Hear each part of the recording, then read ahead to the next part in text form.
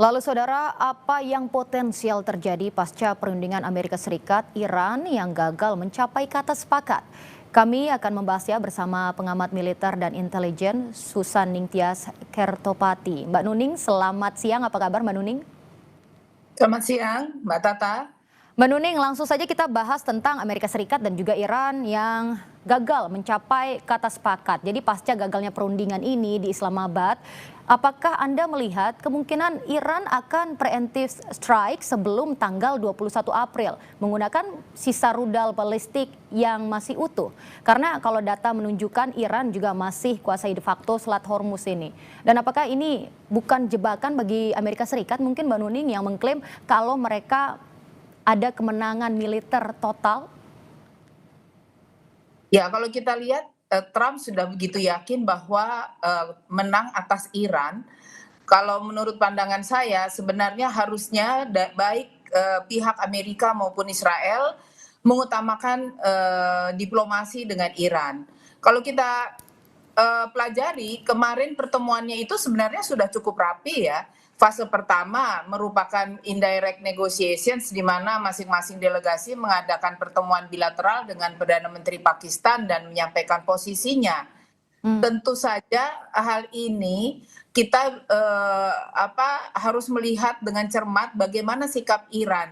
Iran masih kurang yakin gitu bahwa pihak Amerika maupun Israel itu akan mematuhi aturan-aturan yang berlangsung selama ada gencatan senjata maupun setelahnya, sehingga kalau kita lihat kan banyak persiapan yang dilakukan secara militer juga oleh Iran. Jangan-jangan ini akan terjadi sesuatu setelah pertemuan ini. Nah, tetap waktu berjalannya pertemuan kan kita bisa lihat bahwa Israel mengebom mengebom Lebanon ya. Dalam hal ini tentu itu sebuah sinyal bahwa Israel tidak mempedulikan dan tidak memberikan rasa hormat kepada pertemuan perdamaian ini begitu.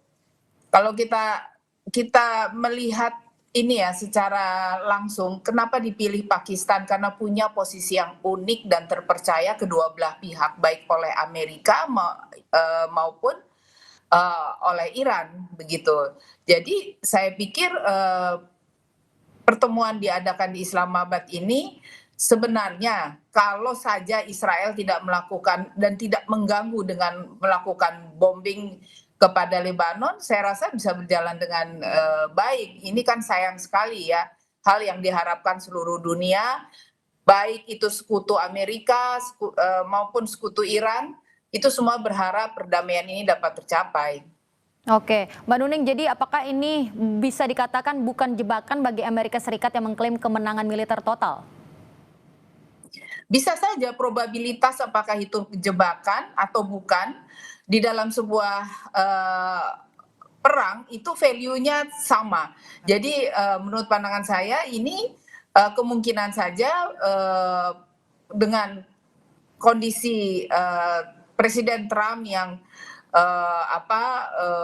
sering menyampaikan hal-hal yang di luar dugaan dan lain sebagainya, itu justru bisa saja merupakan sebuah jebakan atau pancingan. Tapi mari kita lihat dulu pasca berakhirnya dan kegagalan dari pertemuan perdamaian ini. Jadi memang kalau kita perhatikan ya, kemarin itu sudah sangat rapih. Karena apa? Agenda pertama itu kan mencakup ceasefire di Lebanon dan Selat Hormuz ya, Ya. termasuk pembahasan untuk menghilangkan mines. Mines itu adalah ranjau darat yang sebelumnya ditanam oleh pemerintah Iran. Lalu kemudian posisi kunci bagi Iran mencakup ceasefire atau gencatan senjata di Lebanon. Delegasi Iran dapat saja menarik diri dari perundingan jika hal ini tidak diakomodasi. Memang Iran sudah ancang-ancang bahwa apabila apa yang disampaikan permintaannya itu tidak diakomodir, maka akan tetap pada pendiriannya yang tidak bisa diganggu gugat begitu. Nah, pertemuan kedua itu sebenarnya bisa menjadi ajang yang lebih lebih baik, yaitu saat pertemuan kedua ini berlangsung pertemuan tatap muka antara delegasi Amerika Serikat dan Iran dimediasi oleh Chief of Defense Force Pakistan, Field Marshal Asim Munir kan. Nah, pembicaraan tengah berlangsung, lalu tiba-tiba mendengar kabar bahwa Lebanon diserang oleh Israel. Sayang sekali sebenarnya hal itu. Oke, Mbak Nuning, berarti Anda melihat peran Pakistan di sini apakah sudah cukup tepat? Karena kita tahu juga kalau misalnya dari pihak Amerika Serikat mengatakan bahwa ketidaksepakatan ini sebenarnya memang bukan salah dari Pakistan. Dan Mbak Nuning juga bilang kemarin pertemuannya juga sudah cukup rapi. Ya, saya rasa tidak ada salahnya Pakistan dijadikan tempat pertemuan karena memang juga Pakistan juga sebuah negara yang bisa berdialog dengan Amerika dengan baik, juga dengan Iran. Oleh karenanya di situ diharapkan netral dan memang Pakistan sudah berupaya semaksimal mungkin untuk netral dalam menghadapi negara yang bertikai. Jadi hal ini sebenarnya rancangan dari pembicaraan itu sendiri yang membuat kedua belah pihak yang berseteru itu tidak menyepakati hal yang harusnya menjadi satu kesepakatan yang menguntungkan semua pihak. Tentu ini kita harus tahu bahwa bila ada kesepakatan Amerika, Iran, ya, itu Israel saya yakin itu tidak begitu happy ya dengan apabila hal ini sukses gitu. Oke, baik. Mbak Nuning, kita juga melihat mungkin potensi yang akan terjadi selanjutnya. Kalau dari perspektif intelijen militer, jadi pola Trump dengan maximum pressure ini membuat Amerika Serikat justru kehilangan leverage kah? Karena fakta menunjukkan Iran tetap bertahan dengan strategi asimetris via proksi mereka, Hizbullah dan juga Houthi. Padahal fasilitas nuklirnya itu udah rusak parah, Mbak Nuning. Jadi apakah ini berarti peluang untuk saling serang langsung justru lebih besar mungkin dalam 1 atau 2 minggu ke depan, Mbak? Iya, itu tadi saya bilang bahwa ada kemungkinan dengan gagalnya ini antar pihak ya melakukan perang misil yang justru lebih masif karena di antara mereka tentu tidak mau dikatakan sebagai yang kalah gitu. Nah ini kan pembicaraan kan tidak terlepas juga dari geoekonomi begitu. Jadi kalau misalnya dari pihak Amerika sendiri kan berharap bahwa Selat Hormuz itu dapat dibuka kembali. Lalu kemudian Iran mengatakan bahwa kita juga punya syarat-syarat supaya bisa supaya bisa dibuka kembali itu begitu. Nah, delegasi Amerika Serikat kan ingin Iran membuka kembali Selat Hormuz sementara Iran menghendaki adanya gencatan senjata di Lebanon dan melepaskan aset-aset Iran yang dibukukan gitu.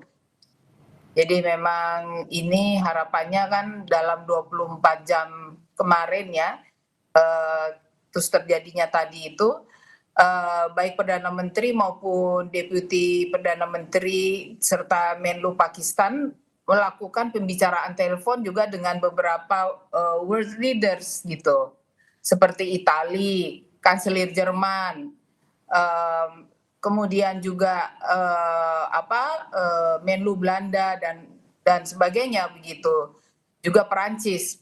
Jadi ini memang tidak bisa berdiri sendiri terjadinya kesepakatan yang ada sehingga antar pihak itu sangat menyesali tindakan dari Israel yang menyerang Lebanon. Kan ini kan sedang terjadi pembicaraan. Hal itu kan secara psikologis juga sangat mempengaruhi peserta dari perundingan ini begitu. Oke, Mbak Nuning tentu nanti kita akan bahas lagi, tapi kita jeda sejenak, tetap di Breaking News Kompas TV. Dan juga intelijen. Mbak Nuning, kita lanjutkan lagi perbincangan kita, Mbak. Oke, Mbak Nuning, dengan fakta bahwa Amerika Serikat sudah menghancurkan sebagian besar fasilitas pengayaan nuklirnya Iran lewat Operation Lion's Roar ya pada 28 Februari 2026, Bukankah klaim Iran bahwa mereka masih mampu menolak tuntutan AS justru menunjukkan bahwa intelijen Barat itu gagal memprediksi ketahanan rezim Teheran. Jadi kalau Mbak Nuning sendiri melihat, apakah ini berarti resiko eskalasi langsung lebih tinggi lagi nanti? Karena Iran merasa mungkin sudah tidak ada lagi yang bisa hilang.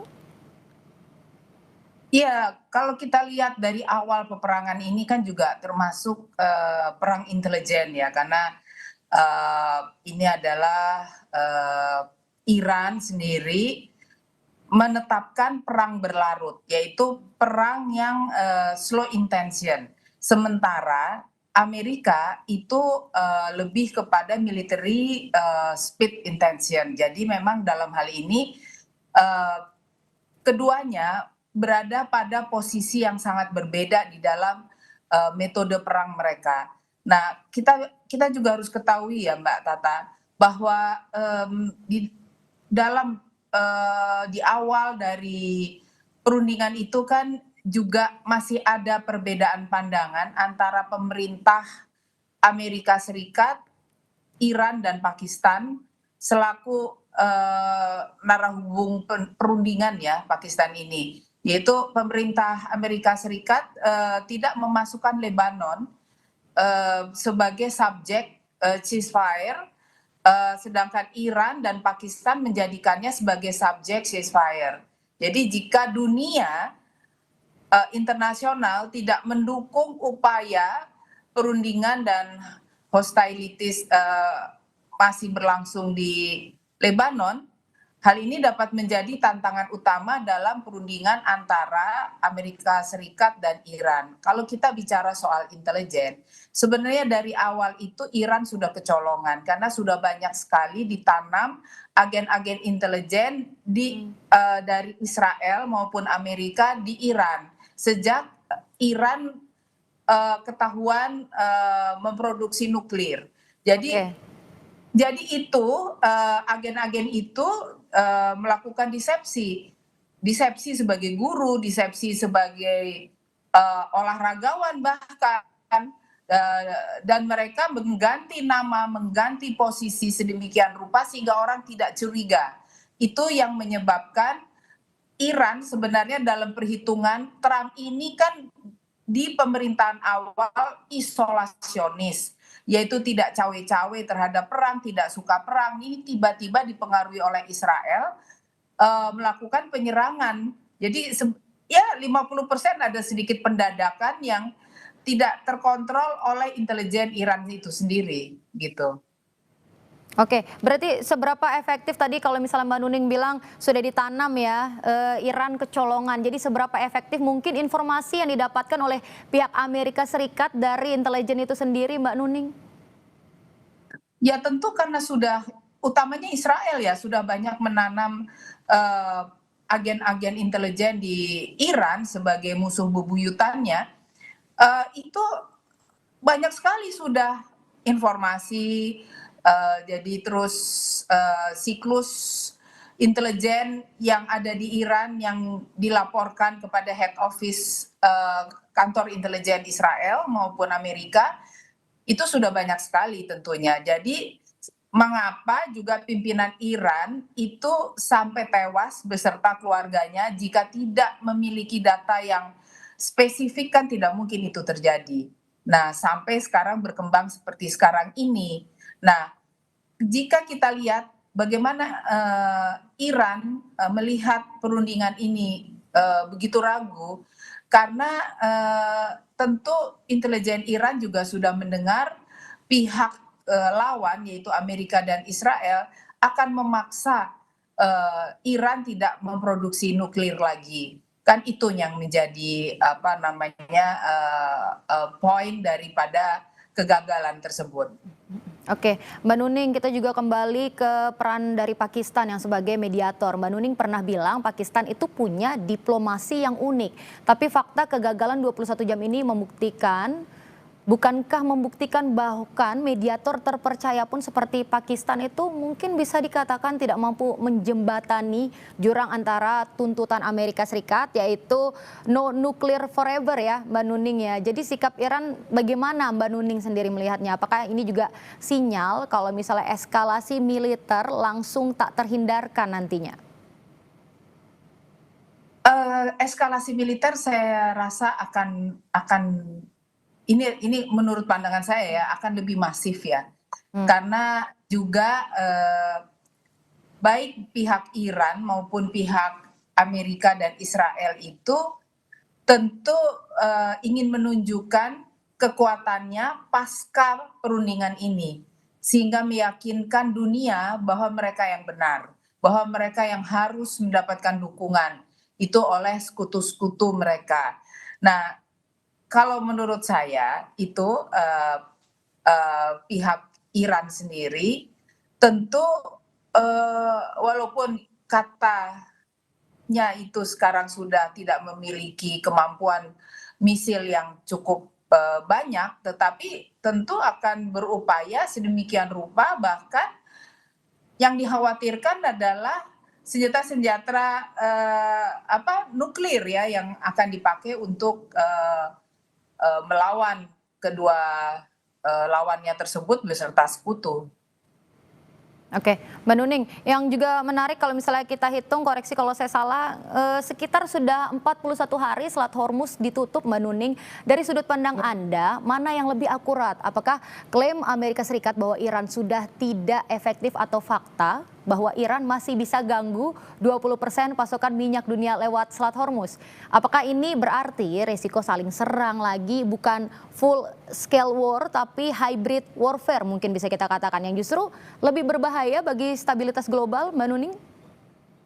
Oh ya, memang perang ini adalah hybrid warfare ya. Oke. Karena memang hybrid war ini kan juga mengendalikan berbagai jenis perang seperti perang kognitif, perang informasi dan lain sebagainya. Itu yang dipakai baik oleh Iran maupun Amerika dan Israel. Karena kita lihat sekarang itu apabila kita lihat di negara kita aja, dukungan kepada kedua belah pihak itu kan sangat masif ya. Baik yang mendukung Iran, baik yang mendukung Amerika Serikat gitu. Itu kan kita juga harus tahu bahwa hal tersebut hybrid war itu akan terus berlangsung karena Iran tahu bahwa dirinya tidak memiliki misil yang seperti dimiliki oleh Amerika maupun Israel, maka mereka membuat secara psikologis capek bagi lawannya, yaitu dengan perang berlarut, yaitu dengan intensi rendah gitu. Nah, kalau kita lihat kegagalan ini, saya rasa dunia juga akan memandang bahwa Pakistan gagal di dalam mempengaruhi kedua belah pihak yang berseteru. Mungkin saja ada tekanan-tekanan baik itu dari Iran maupun Amerika, Israel kepada Pakistan. Tetapi dalam hal ini Pakistan sudah melakukan upaya terbaik untuk mengadakan hal ini dengan memberi juga sisi-sisi lobby secara diplomatik kepada kedua belah pihak. Tetapi tidak tercapai itu karena memang apa yang diinginkan dari Amerika maupun Israel adalah peniadaan nuklir itu.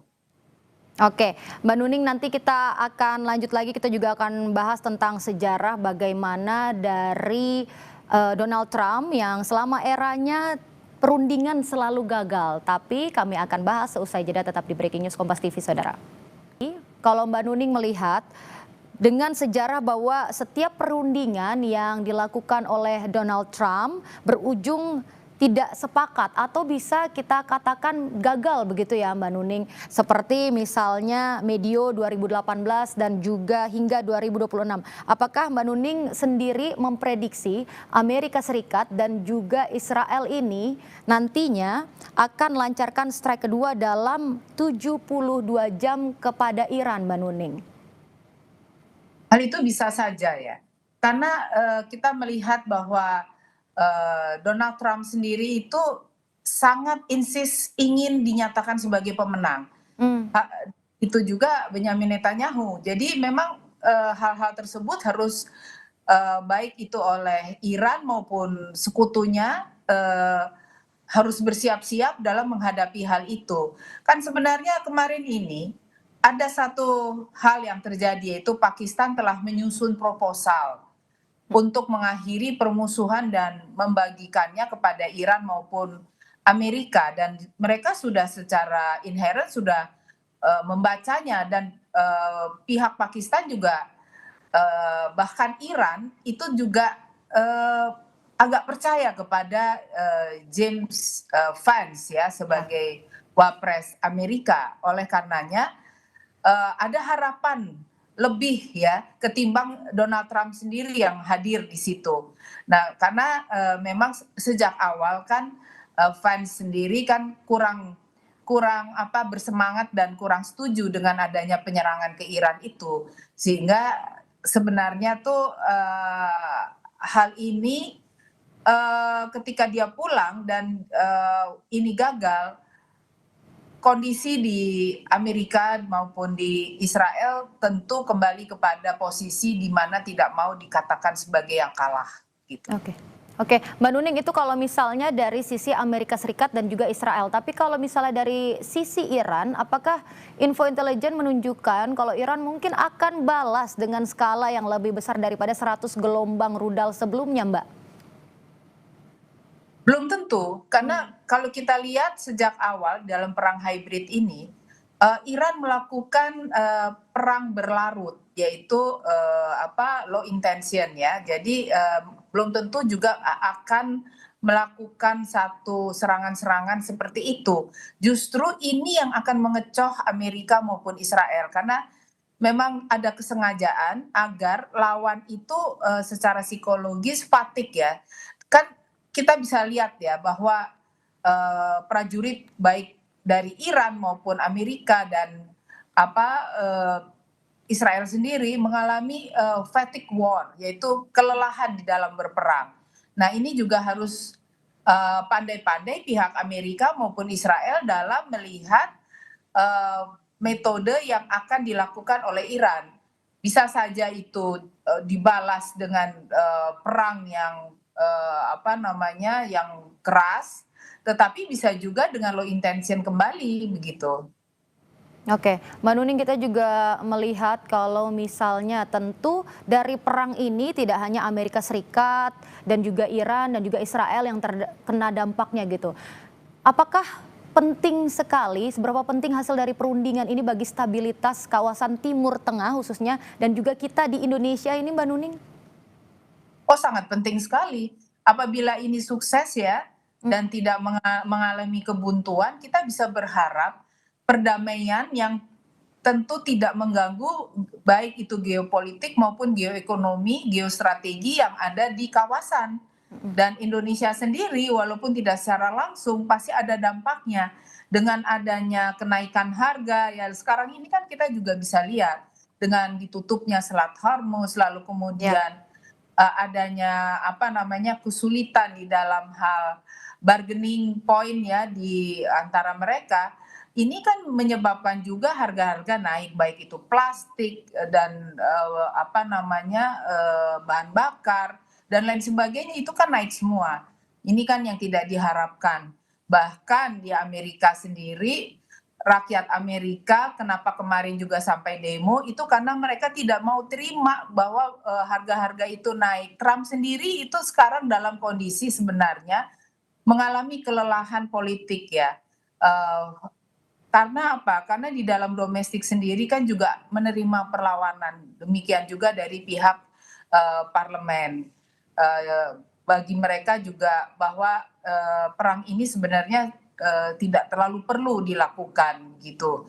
Yang dampaknya menyebabkan rakyat Amerika sendiri mengalami satu kesulitan di dalam hal kehidupan sehari-hari dengan naiknya harga begitu. oke, Mbak Nuning. Gagalnya kesepakatan juga antara Amerika Serikat dan juga Iran ini tentu karena Iran menolak menerima syarat-syarat yang ditawarkan Amerika Serikat. Kalau misalnya kemarin kita tahu JD Vance, wakil Presiden Amerika Serikat bilang ada dua kabar. Kabar baiknya mereka diskusi substantif, kemudian kabar buruknya mereka belum mencapai kesepakatan. Dan salah satu syarat yang diajukan adalah pembukaan Selat Hormuz tanpa tarif. Tadi Mbak Nuning juga menyebutkan tentang pentingnya Selat Hormuz ini, tapi mungkin terjadi nggak sih Mbak kalau misalnya memang dibuka tanpa tarif oleh Iran? Itu tentu syarat untuk tanpa tarif itu variabelnya banyak sekali. Hmm. Tidak mungkin dengan cuma-cuma Iran mau begitu saja melakukannya.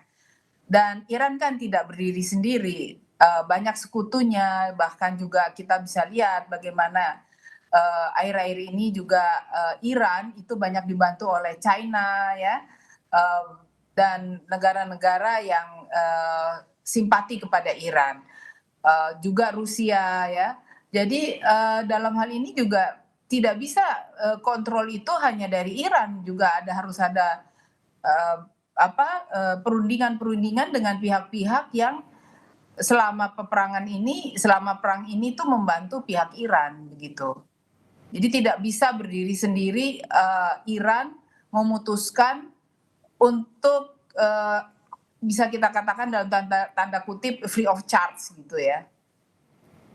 Oke, Mbak Nuning juga kalau misalnya kita tahu besok Pak Presiden Prabowo Subianto akan berkunjung ke Rusia menemui Putin. Kira-kira apa yang bisa dilakukan Indonesia mungkin untuk perannya dari perang ini? Indonesia sebenarnya banyak bisa berbuat, Hmm. asal marwah dari politik luar negeri bebas aktifnya itu juga jangan sampai dilupakan ya, jangan sampai hilang marwah. Saya sendiri mengharapkan bahwa Presiden Prabowo dapat berbicara, melobi, berdiplomasi dengan pihak Rusia yang menguntungkan kawasan dan juga menguntungkan Indonesia. Di dalam hal ini kan tentu kedatangannya tidak melulu bicara mengenai geopolitik, tapi kan geoekonomi juga. Sehingga ada hal yang dapat menguntungkan baik itu secara politik, ekonomi, dan strategi bagi Indonesia. Jadi kalau kita lihat sekarang ini kan Rusia itu juga berperan aktif ya di dalam hal mendukung, membantu pihak Iran agar apa yang sedang terjadi itu tidak semakin memburuk. Nah, ini semua tentu Presiden Prabowo diharapkan dapat mengajak serta Rusia memperhatikan kawasan ASEAN, dan Asia Pasifik di dalam hal menghadapi kemungkinan-kemungkinan yang lebih buruk daripada yang ada sekarang ini. Jadi memang kita tidak berharap bahwa Perang Dunia Ketiga itu ada, dan saya berharap bahwa Presiden Prabowo dalam hal ini mendukung perdamaian dunia sehingga mengajak serta Rusia untuk melakukan hal-hal yang dapat membantu mengurangi intensi dari perang yang ada. Oke, Mbak Nuning, kalau misalnya kita lihat, apakah ada kemungkinan kalau misalnya mediasi ini terjadi lagi, mungkin dari pihak lain? Kalau misalnya kemarin Pakistan sudah mencoba, tapi belum mencapai kata sepakat. Kalau dari pihak lain, mungkin dari negara Eropa atau Perserikatan Bangsa-Bangsa, kira-kira siapa Mbak yang bisa menjadi mediator antara Amerika Serikat dan juga Iran ini? Menurut saya PBB harus berperan aktif, karena kita bisa lihat bersama, belakangan kan PBB tidak melakukan hal-hal yang strategik ya, di mana memberikan satu ajakan untuk berunding antar pihak begitu ya, sehingga orang kan mengatakan bahwa ini kenapa ya PBB kok tidak melakukan hal-hal yang secara jenius untuk mengurangi perang tersebut. Kalau negara-negara itu mungkin bisa negara Skandinavia dan lain sebagainya begitu, saya rasa bisa. Tetapi kita juga harus ingat mmm, bahwa banyak negara di Eropa juga sudah melakukan hal-hal yang tidak setuju kepada apa yang dilakukan oleh Amerika dan Israel, gitu. Oke, berarti kalau misalnya kita bisa katakan mungkin yang bisa mencoba menjadi negara lain yang menjadi mediator, siapa Mbak kira-kira bisa disebut mungkin? Negara-negara Skandinavia itu bisa, saya Mhm. rasa. Ya, di situ kan ada Finland, ada Denmark ya. Jadi, kalau Jerman kan sudah jelas, Prancis juga yang tadinya, apa namanya, masih ragu, sekarang memang sudah tidak memberikan dukungan terhadap apa yang dilakukan kepada Iran. Oke, Mbak Nuning, apa pesan mungkin yang penting bagi masyarakat internasional terkait situasi saat ini, Mbak Nuning? Ya, kita harus, pandai pandai dalam hal, melihat perkembangan yang ada, karena ini eranya era post-truth, era di mana yang benar bisa salah, yang salah dibenarkan, gitu. Nah, ini kan perang kognitif, jadi, kita juga jangan sampai terbawa terhadap arus informasi yang salah. Oleh karenanya di dalam hal ini, di dalam perang hybrid ini, kita harus sangat berhati-hati terhadap segala kemungkinan percepatan perang cyber, perang kognitif, perang informasi yang ada dan juga saling bahu-membahu yang ada di dalam negeri, sehingga kita juga, tidak mengalami hal yang, apa ya, apabila terjadi di kawasan sana sesuatu hal yang lebih buruk, kita juga tidak terlalu sampai begitu buruknya dalam hal menjalankan kehidupan bernegara. Oke, terakhir Mbak Nuning, kalau misalnya untuk warga negara Indonesia kira-kira apa yang harus diberikan mungkin atau kita bisa apa kira-kira untuk warga negara Indonesia terkait situasi ini? Ya, pemerintah harus, melakukan sesuatu sehingga, warga negara kita ini merasa aman dan juga di negara-negara di mana terjadi perang itu harus ada, satu upaya yang cepat dari KBRI untuk evakuasi dan untuk pengamanan kepada warga negara. Nah, di dalam negeri sendiri itu tadi yang saya sampaikan bahwa kita juga di era post truth ini harus hati-hati di dalam menerima pesan atau informasi karena perang cyber tengah berlangsung, di situ di dalamnya perang kognitif dan informasi tengah berlangsung. Dan saya kan juga melihat bagaimana Kementerian Pertahanan banyak membeli alutsista baru ya. Nah, itu harus dipastikan bahwa itu semua memang ditujukan untuk pertahanan negara, dan sesuai dengan kebutuhan yang ada, sesuai dengan, kawasan yang, ada begitu, Mbak. Oke, baik. Dan tentunya kita tidak ingin kalau perang ini terus berkelanjutan dan membawa dampak buruk bagi Tentu berbagai saja pihak. tentu Oke, saja baik. tentu saja. Mbak Nuning, Susaning Tias Nuning Kertopati, pengamat militer dan juga intelijen, terima kasih atas pandangan Anda, Mbak. Terima kasih Mbak Tata, selamat Selamat sore. siang, salam sehat selalu.